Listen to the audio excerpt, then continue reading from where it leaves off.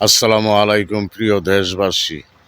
বাংলাদেশের স্বাধীনতা বিশ্বাসী যারা, তারা জামাতকে প্রশ্রয় দিবেন না। তাদের আমির শফিক বলেছে যারা বাংলাদেশে নারী চাকরিজীবী তারা নাকি পতিতা। তারা শুধু এটা বলে না, এর আগে বলেছে বিশ্ববিদ্যালয়ের ওদের বিপি পদে আসার আগে বেশ্যাখানা ছিল।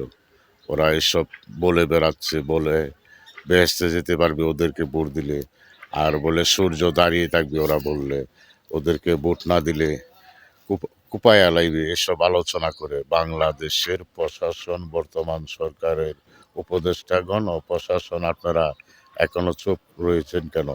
ওদেরকে গ্রেপ্তার করে আইনের আওতায় আনা হোক। তারা এই বাংলাদেশের স্বাধীনতা চায় না, বাংলাদেশের ভালো তারা এখনো চায় নাই, কখনো চাবে না তারা। কারণ তারা হইল এজিদের বংশধর।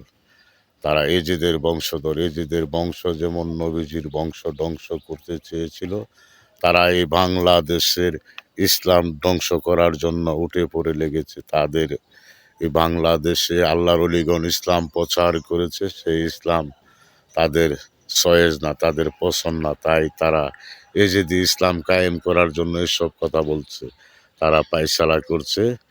তারা হলো এজিদি বংশধর। তারা তারা কাফেরের মতন আলোচনা করে দেশের মধ্যে নির্বাচন নিয়ে যা খুশি তাই বলে।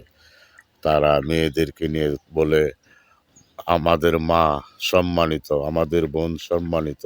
তাদের মা তাদের বোন সম্মানিত, আর বাংলাদেশের অন্য মেয়েরা তাদের কাছে বলে পতিতা, বেশ্যা বলে।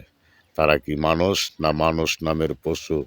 ওরা মানুষ নামের জানোয়ার, ওরা মানুষ হতে পারে না জামাত।